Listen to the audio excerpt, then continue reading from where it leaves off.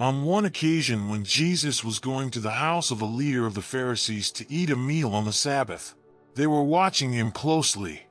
When he noticed how the guests chose the places of honor, he told them a parable.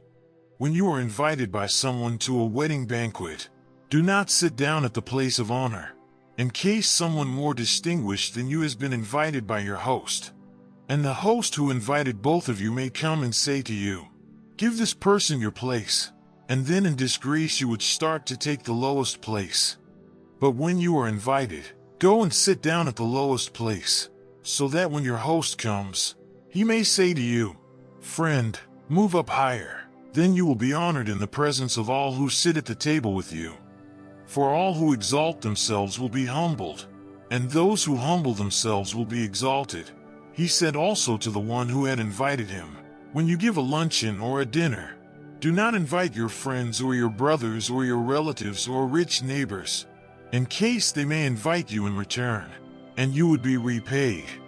But when you give a banquet, invite the poor, the crippled, the lame, and the blind, and you will be blessed, because they cannot repay you, for you will be repaid at the resurrection of the righteous."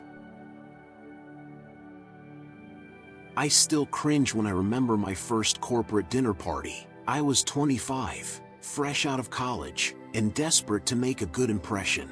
When I walked into that elegant restaurant, I immediately spotted the table with the best view and marched straight over, claiming the seat next to where I assumed the CEO would sit. 20 minutes later, I watched in horror as the actual guest of honor, a major client, approached my table, and I had to awkwardly shuffle to a corner seat while everyone watched. That night taught me a lesson Jesus had been teaching for 2,000 years.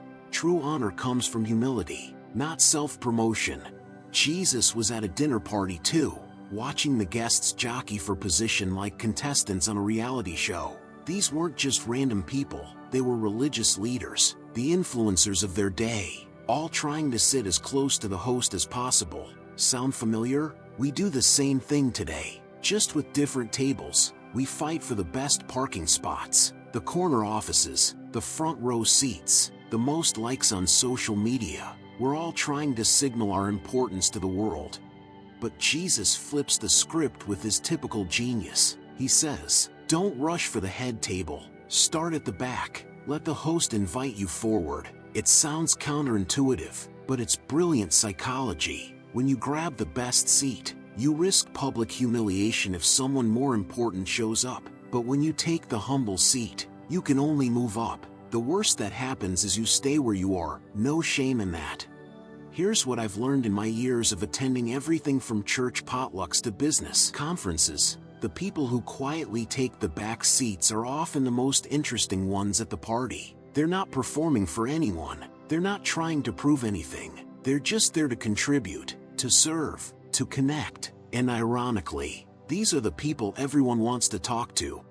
But Jesus doesn't stop with seating arrangements. He goes deeper, addressing the host directly. When you throw a party, don't just invite people who can pay you back. Invite the poor, the disabled, the marginalized, people who can't return the favor. This isn't just about charity. It's about the entire motivation behind our generosity. Are we giving to get something back, or are we giving because it's right? I think about my grandmother, who every Thanksgiving would invite not just family, but also Mrs. Chin from down the street who had no relatives nearby, and old Mr. Rodriguez who lived alone, and sometimes even strangers she'd met at the grocery store who mentioned they had nowhere to go. My teenage self was embarrassed by this. I wanted our family dinners to be normal, not a collection of random people. But now I realize my grandmother was living out this gospel passage. She wasn't networking, she was loving.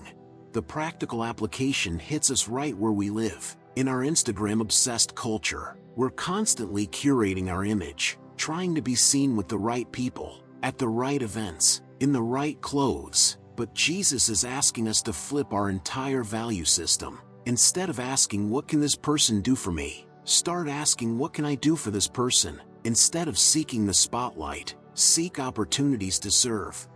This doesn't mean being a doormat or having no ambition. It means understanding that true greatness comes from lifting others up, not climbing over them.